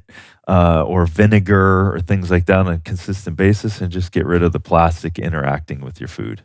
Like it. That one, I think that one is one of the tougher ones, because even a lot of great organic, any prepared food, like we get these frozen meals and they're in a plastic tray and it's all farm to table and beautiful, but the food is pre-cooked, so it was probably hot when they pour it in there. Hopefully not, but probably. Know? And then it's frozen, and then you take it out of the plastic and heat it up, but it was sitting in the plastic for quite a while. I'm just thinking of like even some of the really healthy raw milk and things from the farmer's market, are great, but ultimately like so much of it is still in plastic. You can't get away from it. I too, right? I've looked at a lot of these they're convenient, man. When you find a company that's doing great food and you're doing that, my thing is some of them, when they can, they're using glass. When they can, or they're using harder plastics, right? So when you can, it's the cheaper plastic and the more malleable. That's an indicator of plasticizers. It's more and more chemicals to make that squishy. So that has a higher propensity to leach in the food. So when I kind of look at these things, minimize that takeaway kind of option. And I've talked to a few of these companies trying to push them in a better direction. And I'm connected to some of these companies doing, using plant-based fibers and the alternatives to PFAS. And so I'm watching both sides. So when these guys finish the blending and the possibility of other packaging, then I start linking these people up and they start knowing each other. So that's where some of these things you can't get away from. The oxygen barrier on supplements and food, there is just nothing better yet that protects the food and the supplement. So I buy supplements. I buy stuff and it's in plastic. It's like, okay, like you do your best. I'm thinking about my supplement cabinet down there. It's probably 99.999% plastic. Yeah. I mean, I don't know how much that's leaching into a cellulose capsule, but it's also a lot of waste. I have a friend named Matt Blackburn, has a great company called MitoLife, and he's in the process of this very expensive venture, which is moving his supplement capsules and stuff out of plastic containers and finding an alternative that's biodegradable. Beautiful. So it just takes a few people to like take the hit, right? Because it's going to be exponentially more expensive and probably affect one's margins. But then it starts to become industry standard. And then like you said, in a few years, it's like, we'll look back on the time when everything was in plastic and go, oh my God, what a joke. There was such a better way. Yeah. Just needed some mavericks like you to make those connections. All right, here's another one I've been hearing a lot about lately, and I see this stuff on TikTok and Telegram, whatever, and it's too depressing, so I don't even look. But it's this Appeal. Oh yeah. a peel coating on fruits. And then, the first things I saw were like, oh, they're starting to put it. I was like, okay, just avoid that, Luke. And then I saw some other posts that were like, oh, they've been doing that for 6 years or something. They just didn't tell you. Yeah. What do you know about this appeal stuff? That was interesting because I had myself and my researchers start looking into that. And of course, you can't find all of the information. So it's these mono and diglycerides, which are the primary coating. And they inherently have trans fats in them. Wow. Trans fats. And so just to make that why that's a big deal is because you're coating fruits and veg and avocado with that, and you can't wipe it off. It's now embedded into it. So now you're exposing yourself to potential trans fats, and there's very little safety data. I go back to, there's a few little benign chemicals that they're showing, but interestingly enough, we really looked into this. We tried to look under the hood. They don't reveal everything. I go back into going, okay, I'm coming off of Fatal Convenience books, this book, right? There's so many, PFAS is not on the back of any label. 0. BPA and BPH is not on the back of any label. The fragrances are not on the back of any label. They're not revealing all of it. This is the same thing. We only are dealing with, okay, these mono and diglycerides, okay, they're trans fats. That's not great. We can't find out enough of all the other binding interactions these are having. Like, what is it making itself bind and unwashable? You can't wash this off. Is there data to support the shelf life? Seems to be. It's improving shelf stability over time. What does that improve? Well, they market it, more food for you. Well, the truth is it's more profit for them because it's less waste. And less waste is good, sure. But there's a chemistry set that we're not clear about. It hasn't been revealed, and there hasn't been safety studies. So I look back at all of the research I did in Fatal Conveniences. Why does Fatal Convenience book exist? Because they haven't been telling us all the information, right? And we discover it later. So I was like, as soon as I saw that pop up, like, let's start doing the research now. The next phase, I would love to go test it. But here's the thing with testing. What are you going to tell them to test?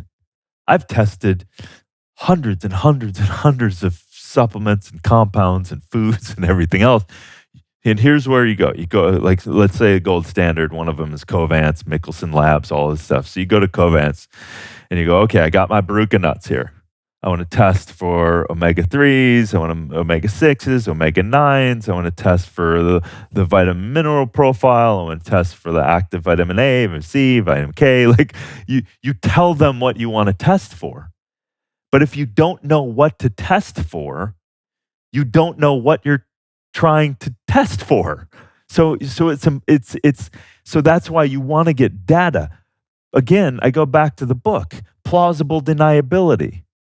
If I'm finding all of these products that haven't been tested for safety and they're selling them to us, I want you to prove your appeal is safe before you're putting it on innocent fruits and veg, right? So again, I don't trust the system because they have proven to not tell the truth. So and the burden of proof in any argument is really on the person making the claim. So if the makers of appeal are bringing it to market and their claim is that it's safe, the burden of proof to prove that that is in fact the case is on them, not on a guy like you or a guy like me going, this seems questionable. So now it's on me to go prove that it's unsafe. I'm not the one that's selling it. Totally. Well, that's why organizations like EWG, Environmental Working Group. Why do they exist? Same reason why my book exists. Because people aren't doing their job. FDA is not doing the job. EPA is not doing their job. FCC, all these people. So it's again. Well, they're doing their job, but they're not doing it for the population. They're doing it for the people and the corporations that line their pockets. It's a poser. They're doing a job, right, but not their real job. Exactly. So from my point of view on the stuff, it doesn't have enough data to support. I understand the great greenwashing marketing of it, that you're preserving food and all of that stuff. By the way, the EU and the UK banned it in organic certification. From their perspective, they looked at it, makes sense, going, that's no longer organic. You've put something on the organic fruit and veg that is no longer a part of nature, so we're banning it. Wow, good for them. Yeah, and they may let it be on conventional. I don't know. I just read the article and the research that they banned it for there. We don't lead that. We are the worst offenders of proving or pushing back in safety. And people think we're the best and all that stuff. We're the worst offenders. We're one of two countries that allow pharmaceutical ads to happen, us and weirdly enough, the Kiwis, New Zealanders, allow pharmaceutical ads. So we're not leading in these categories. Definitely not. We're leading in disease, though. If you wanted to hurt people, what we're doing is a great way to slowly do that. Well, with the appeal, I was immediately out because I saw that Bill Gates' name was associated with it. So I'm just, it's an immediate no. I don't even need to. That's all I need to hear is that he has, 0.5% in their ventures. I'm 100% out. Okay, so this is a good one. So the last time we spoke, you hadn't eaten meat in a long time, and are eating a plant-based diet. Is that still the case? I think I was telling Jared, I was like, I think Darin's the only person I know who's like a long-term plant-based that looks healthy. And no offense, I'm sure there are others out there that I don't know, but like, you've always been a big muscular guy. Like, you don't look malnourished. Your teeth aren't falling out, which is what happened to me when I went plant-based. So that brings me to the question of fake meat. This has got to get under the skin of someone who's thriving as a plant-based person. And then all of these, solutions are brought to market that to me look, I mean, I never eat any of them, but I just look in the grocery store and I'm like, oh, fake meat. I wonder what's in that. And it's just like horrific. Yeah, it's ridiculous. It goes directly into the camp of ultra processed food. I don't care that they're marketing as plant-based or whatever else, or Oreos. And it's all ultra processed poisonous food. So I don't prescribed. I don't eat it. I have tried it. And it's nothing that I would. Well, also, it's funny to me with all the fake meats. It's like, if you're craving that flavor enough to eat something that is knowingly toxic, it's probably your body telling you need a hamburger. You know what I'm saying? It's like, or just real nutrients. Right? Yeah. So from that perspective, I'm not on board. Are there anything, like sometimes I'll see like at Khalil's place, they have this like mushroom jerky, which I don't like the taste of mushrooms, so I've never bought it. But is there anything that gives you like the salty, chewy satisfaction if one doesn't want to eat meat? Is there any fake meat that's like viable, or is it just not even a category you're interested in? I'm not too interested in. I had at one of the stands here in Austin, I had a jackfruit. When you harvest a green jackfruit and you peel the jackfruit open, it's fleshy and it's harder. Like a ripe jackfruit is one of my favorite fruits in the world. Best. Oh my God. Yeah. Right? Smells like feet, tastes like heaven. Totally. A durian, are you a durian fan as well? Yeah. Oh no, that's what I was thinking of. Durian smells like feet. Yeah, not jackfruit. So I had the wrong fruit. But jackfruit can have, it has a little, it can have a little bit of off. It has a slight umami kind of note to it. But durian's a whole, oof. Yeah, that's what I was thinking of. Durian. But jackfruit, green jackfruit has a fleshy. So it's like, not that I look for that. I like jackfruit. And I like it when they put barbecue sauce on it and whatever else. But I don't I don't crave that. I don't need that. I don't have a lack around it. So my microbes and my constitution is completely, I don't suffer from missing any of that stuff. Keep in mind, and I've said this a couple times, the context of me plant-based is from 20 years of finding the most nutrient-dense food in the world. So I have convinced myself that I can find the greatest foods ever with the highest nutrient value. And so I've also think the mindset when I said, if I stopped alcohol and I eliminated the middleman and just had the inhibitions and the fun, I also did that for me. Killing and eating flesh or the menstruation of another being like an egg, I just go, okay, so where are they getting the omegas? Okay, phytoplankton, raw spirulina has B12. Like I've just like had so much exposure to whole food and plants that I just go there. And so I've been living that way for as long as you've known me. That's a good point. And, Yeah. I always just make fun of myself for when I went vegetarian with the best of intentions for health and, just nonviolence, etc. But when I was a vegetarian, I was living off gluten and rice. I was Right. eating super shitty vegetarian food. So I was totally inflamed, malnourished, my teeth fell out. So like, I kind of rag on that period in my life. But to be fair, I wasn't eating the most nutrient-dense superfoods on the planet. So it wasn't like a true case scenario test Right. that was fair because I was just eating super swag food. And then the minute Right. I started eating meat again, I felt much, much better. Yeah, It never turned back. Yeah, and you can make your broccoli sprouts in 7 days for 25 cents, and they're some of the most nutrient-dense, antioxidant, sulforaphane, anti-cancer foods in the world. Yeah, yeah. And complete proteins, more nutrients than a full head of broccoli. Like, it's those little things, and then fortify my life with that eating and close. I have food growing on my property. I go out and I pick it. I saute the chard that I just got. I get the thing and I get the fresh food. Watermelon's about to burst. And so like, that's it. And then fortifying adaptogens and, all these other plants that I've been exposed to. There's just no need that I have had to, Yeah. and I get nutritional panels tested and I'm not stupid. Yeah. You know? I just don't understand how one could live without butter. Yeah. Steaks, fish here and there is nice, but I'm like, man, I eat butter like it's going out of style, and ghee, Yeah. And I remember years ago, I interviewed David Wolf, and, it's a big first raw food and then vegan. And I was like, man, on the down low, I'm like, bro, you don't even eat ghee. He's like, well, I eat a little ghee.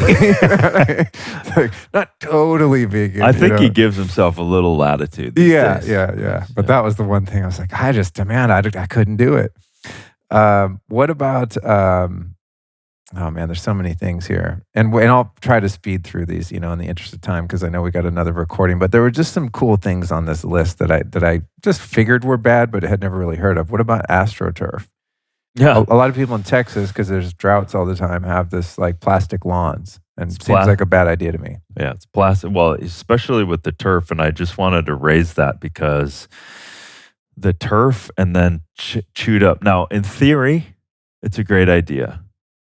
Some of it's recycled, some of it's virgin, but then if you watch an NFL game or a soccer, you'll see this black stuff come up, almost like it's dirt.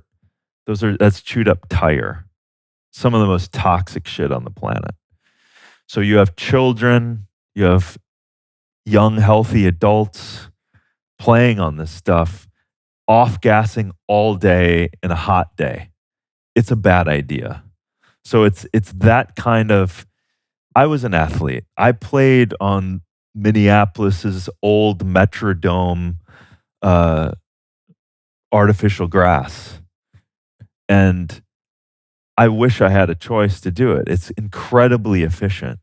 But your two-a-days, your hours, your years of your life, some of these kids are playing on this. And it just was an alarm bell for me, having been an ex-athlete on this stuff, and then seeing young children growing up with artificial grass. It's plastics, it's petroleum, it's old tires, and it's off-gassing, and it's carcinogenic.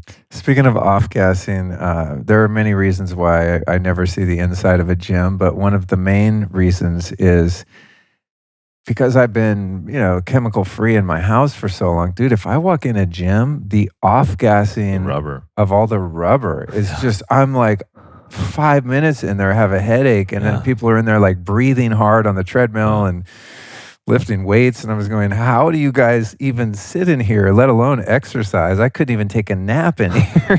Totally. It's just so gnarly. Yeah, it's intense. Yeah, for sure. Yeah, it's crazy. Especially with gyms, it always gets me because I'm like, wait, these are the people that are going the extra mile to be healthy, and then you go in there and have the gas chamber steam room with the gaseous fluoride and chlorine, and then you walk out on the floor under the blue light, and they got 50 Wi-Fi routers, and it's just like the least healthy place you could ever go, besides maybe an airport. What about flea and tick collars? I was so grateful to hear that you still have your beautiful dog Chaga that I met when we recorded at your place in Malibu. I'm always trying to find natural alternatives for our pets, and it's been a little challenging, to be honest, especially when the fleas hit here in Texas. I mean, we've had to just get her the shot, and it kills me, but it'll infect the whole house, and the cat gets it. It's a shit show. Fleas are tough. Brutal. I've fleas. When I got Ella, the black German Shepherd, she brought them in. Oh my God, it is really challenging to deal with that, and it's hard. And again, knowledge is power. When I looked at some of the edibles, the neurological damage that can cause, all for the inconvenience. It's massively inconvenient for that time, but the broad spectrum of that time, we can get rid of the fleas. Ticks are less. I definitely pull ticks off my dogs. I am choosing not to use any medications. I use essential oils. Peppermint is great. Tea tree is fantastic for healing and extraction. Very easy to just take a little cloth and find the tick and douse him, and then he'll just go, holy shit, and he'll let go. Really? Easy. Oh, cool. Easy. Because I'm always afraid to pull the head off and leave the head embedded, whether they're in me or And that happens. A couple years ago, our dog had a bunch of them in Yosemite, and I was like, oh God, please let me use these tweezers right, Totally. And you have to get, if you do have just tweezers and you don't have the essential oil, you have to get very close, and then ideally get as much close and slowly pull and twist. But easy is tea tree, just wet it around that, and then just hold on to him. And then eventually he'll get the whiff and the toxic exposure to him, and he'll let go. And then the second phase of that is the tea tree will help heal the wound. Right. Yeah. So I'm imagining these flea collars that people put on their cats and dogs. I mean, that's got to be just neurologically toxic. Getting in their skin. And you. And when you touch them, or they're on your bed or your sofa. And your children. And Yeah. Okay. Yeah. I just, like I said, I feel so bad. Anytime we have to do anything medical with the vet, with our pets, it just bums me out. But sometimes I just you gotta weigh it out for yourself. Sometimes just get to a point where it's like, I've tried all the natural shit and nothing's working. I just gotta, bite the bullet. What about mammograms? Yeah, mammograms are interesting, and it's quite volatile conversation too, especially if you're a male trying to tell women what to do or not do. So again, I'm not. I get. All I'm doing is looking at the research, and so you're trying to be preventive, and I understand that. And it seems as though that the research is showing that there's a lot of false positives. And so if you look at the false positives, I think it's upward to over 50% false positives. So imagine you're a woman trying to prevent, oh, sorry, we found a mark. And now there's fear. Right? So we found a mark, it might be cancerous, blah, blah, blah, da, da, da. So now you have weeks before you're testing, you have all of this stuff. Therein lies a challenge already, but also it's more non-ionizing radiation. So now you're exposing the breast tissue directly to more radiation, which doesn't serve it well anyway, to then get what? There's very little preventative. Yes, there's times where women see something and they prevent further breast cancer. So I'm not saying that. You got to choose for yourself, but there's other alternatives. There's UV alternative, ultraviolet. Like there's a bunch of good procedures that are also preventative that are not exposing you to dangerous radiations. Yeah, I get concerned when I hear women like, "Oh, I'm off for my annual." I'm like, there's got to be something better out there by now, you know? Totally. I mean, I've heard some, I don't know if it's doulas or people in my sphere have been like, "Oh, you can just manually of course. inspect the breast course. if you know what to look for. Totally. And you don't need any machine. You just need a human that has good hands." Exactly. What about, something that you've ragged on a little bit is sparkling water. Yeah. I was like, why? And I didn't go into it, but I saw it kind of on your list of potential bummers. What's up with sparkling water? Yeah, it's the carbonization that can potentially that can potentially cause some dysbiosis of the gut. And again, this is a delicate. People just get freaked out over this stuff. Some people take this on as their primary source of potential hydration. And that's not a good idea. So the acidic component can throw off the digestion. And so that amount of carbon always being used is potentially can throw off. And once you throw off digestive, not so much the bacteria, but the acids, then your downstream effect on digestion can be harmful. And there a lot of bloating can happen and people just seem to get used to it. But again, I guess the takeaway is don't use that as your primary hydrative source. If you drink it every once in a while, enjoy it. And that makes sense because in nature, you do have a few springs around on the planet that are naturally carbonated, right? So like as we've evolved, there would have been times for certain populations of people every once in a while that would have had carbonated water out of a spring, but they're not very prevalent. So it's not something that we would have subsisted on a regular basis. Exactly. Yeah, that makes sense to me. What about fireworks?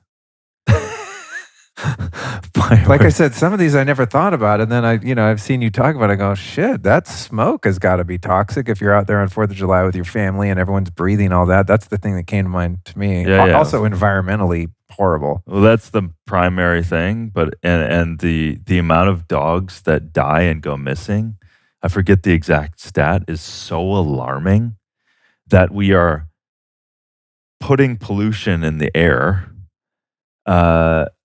raining back down on us, littering throughout our certainly in the United States, but you have Disneyland blowing this stuff up every freaking night.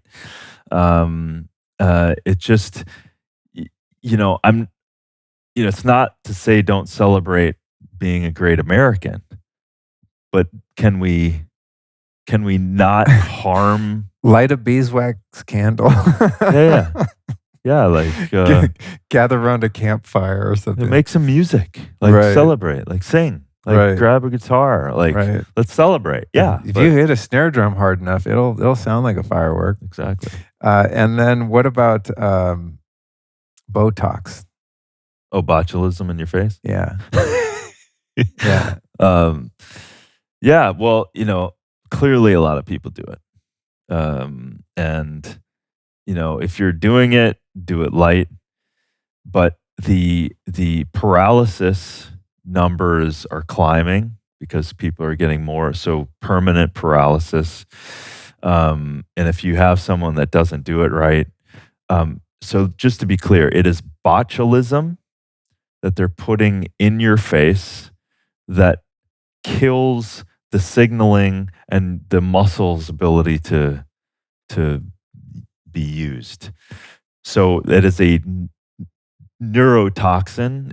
It is toxic, and some people say, okay, well, it's just a small amount. Yeah, potentially, but no part of me can understand how putting botulism in your face over time is a good idea. Plus, once you go there, it's kind of impossible to I stop. wonder what the implications are neurotransmitter wise from having an expressionless face, right? Because so much of our Really? mood and our emotions are processed through the micro expressions. That's one of the reasons I 100%.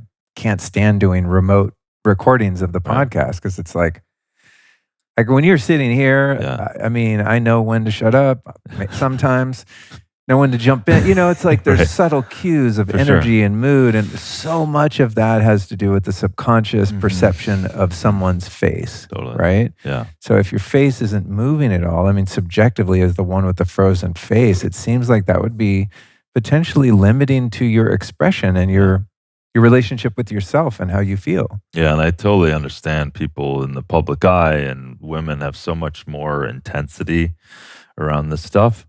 But limit yourself around it, and it goes back to like, take care of yourself, do the basics as well. Sleep, hydrate your skin. High amount of vitamin C builds collagen. Like, these kinds of things Yeah. are the cornerstone. And then Red there's light therapy, red great light for your therapy. skin, yeah. Incredible. And I think as I age, it's obvious why I'm adopting this point of view, but age is beautiful. That's where I remind myself. Sometimes I see a photo of myself and I'm like, oh shit, you're an old guy now.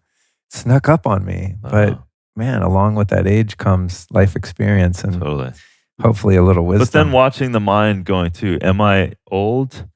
Yeah, the body. Like I pulled my freaking calf this morning running around. But the irony is I was bouncing on the road and I was remembering when I was like 20. And I was feeling that. And then all of a sudden, ding. I was like, yeah, and your body's like, and we're not 20.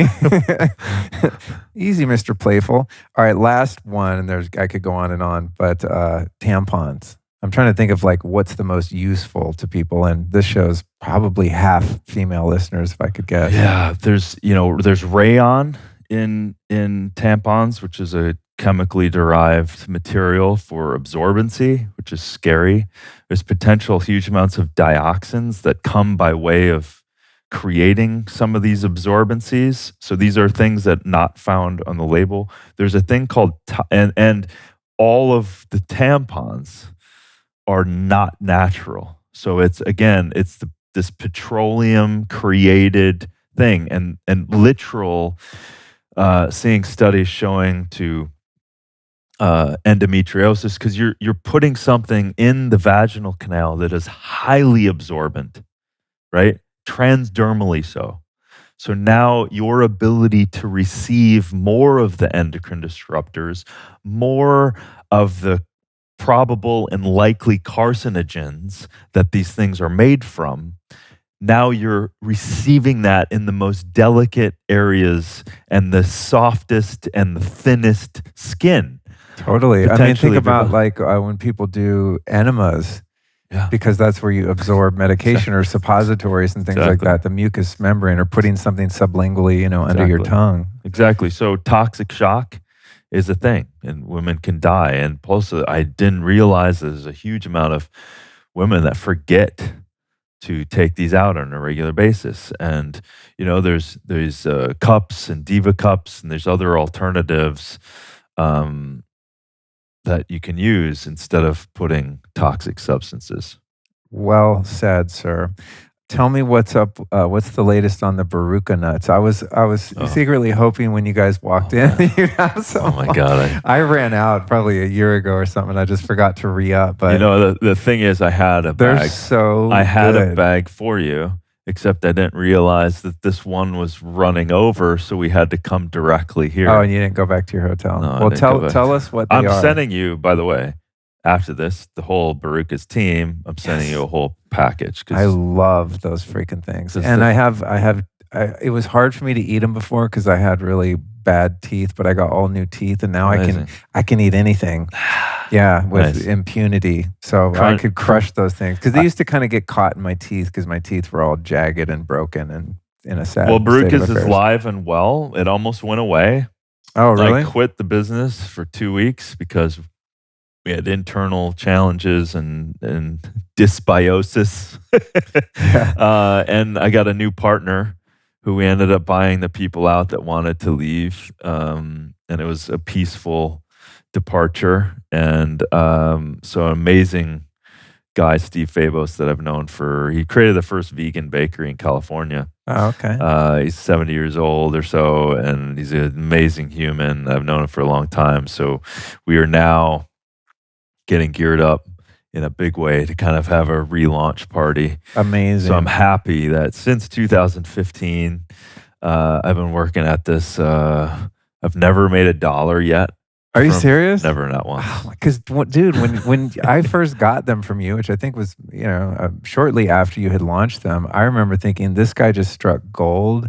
He is going to be loaded because they're so good and they're so healthy. Yeah. I mean, I'm not blowing smoke. Like, it is the best tasting nut on the planet, hands down to me. Thank you. And the most nutrient dense nut. Are they really? Yeah. So we tested all that. The most fiber of any nut, the most micronutrients of any nut, complete amino acid profile, 3 times more antioxidants. And keep in mind, dude, it's a wild food. Right. So it's not cultivated. There's no chemicals. There's no artificial watering. And it's not hybridized and, like devoid of nutrients like so much of our food is now. And it's supporting the biome, the Cerrado, the savanna of Brazil, and it's supporting those people. And we care, as you know, superfood hunting, I care a lot about the people in the land. And this is a direct contribution to them.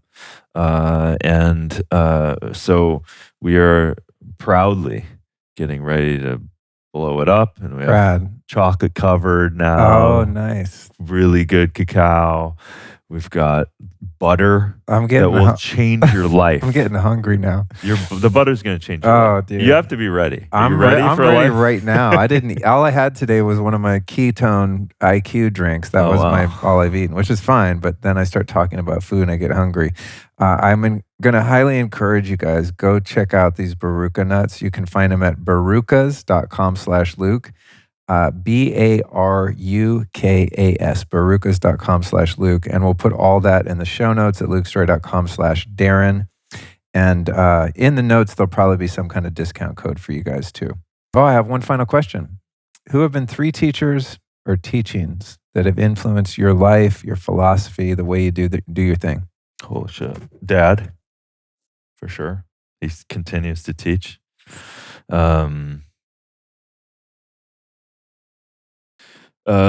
Wallace Black Elk was from the lineage of Black Elk Speaks. He was 80 years old, taught wisdom in the fire ceremonies in Colorado, life-changing moments. And I have to say, the mother of ayahuasca. I don't use her anymore. You finally listened? I haven't used her since 23 years ago. So, did you go back after the medicine told you you're done? Yes. Okay. I did, and it was short-lived and hell to pay. Yeah, I've heard that. And I wouldn't recommend it. One of my greatest fears is to not be mindful venturing into medicines and psychedelics, man. Because if it goes wrong, it could go real wrong. It's dangerous and it's real. Yeah. So you got to listen carefully. You can't listen from it's a in vogue thing to do. That's not the. Yeah. That's not the. But that's interesting that all those years ago, that still had that much of an impact on you. Yeah. I mean, because what she said rings true to this day. It's right here. So my practice is this first lesson that she gave me. Is listen to myself. Create that connection of the infinite and God with myself every day. And to the best of my ability, listen to that, follow that. And when I fail, get back up and go, oh yeah, I didn't listen. You're still integrating that experience all these years later. I mean, that's the thing with those.